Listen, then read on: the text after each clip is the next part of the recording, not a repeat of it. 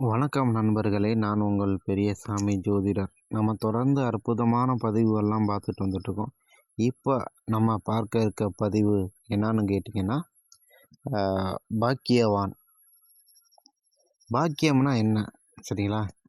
ரொம்ப கஷ்டப்படாம பொருள் சேர்க்கிறது. சரிங்களா? கொஞ்சம் அதிர்ஷ்டசாலியா இருக்கிறது. அது மட்டும் இல்லாம, எல்லா நேரத்துலயும் எல்லாமே கிடைக்கிறது. இப்ப அ எக்ஸாம்பிள் நான் சொல்றேன்னா, கல்வி படிக்கிற வயசில் வந்துட்டு யாருக்கு தடை இல்லாமல் கல்வி படிக்கிறது. எங்கிட்டாவது போக வரணும்னா, இல்லை வெளியூர் போகணும்னா, அந்த டைமில் வந்துட்டு தேவையான காசு கிடைக்கிறது. சரிங்களா? அதே போல் பார்த்தோம்னா, நல்ல ஒரு வேலை கிடைக்கிறது. ரொம்ப பெரிய எஃபர்ட் போடாமல் வேலை கிடைக்கிறது. இதெல்லாம் ஒரு பாக்கியத்தில் சேரும். ஸோ அப்பேற்பட்ட பாக்கியம் உள்ளவர்களுக்கு என்ன மாதிரி கிரக சேர்க்கைகள் இருந்தால் அவர்கள் பாக்கியவானாக இருப்பார்கள்? இதுக்கு ஜோதிடத்தில் நிறைய விதி இருக்குது. நிறைய விதி இருக்குது. 1, 2 கிடையாது. சரிங்களா? அதில் ஓரிரு விதிகள். சரிங்களா? நான் எனக்கு தெரிஞ்ச ஸ்டைலில் சொல்கிறேன். சரிங்களா? லக்னாதிபதி. சரிங்களா? லக்னாதிபதி சுப கிரகமாக இருந்துச்சுன்னா,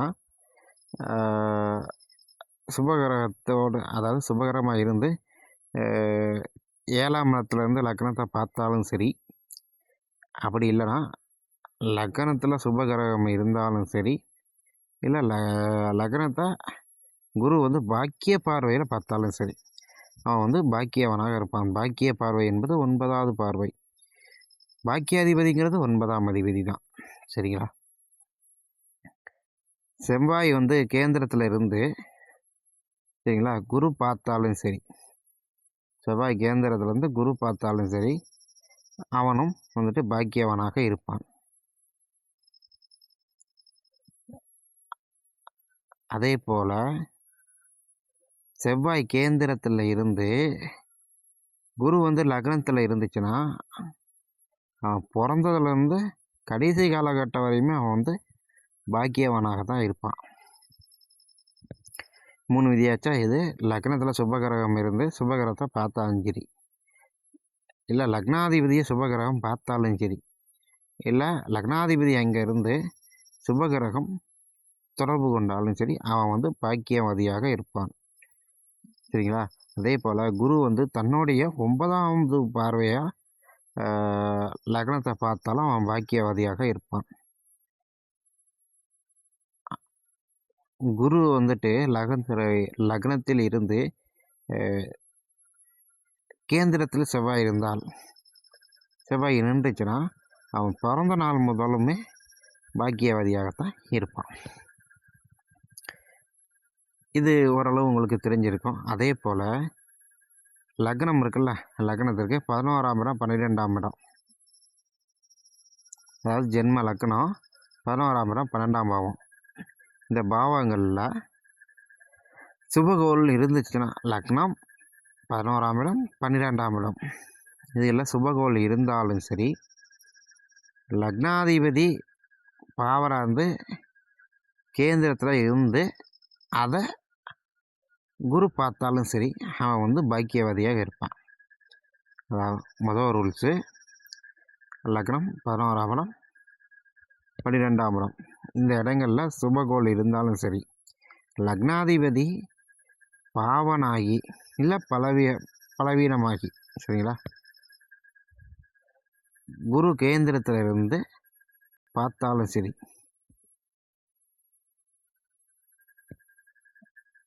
அது மட்டும் இல்லாமல்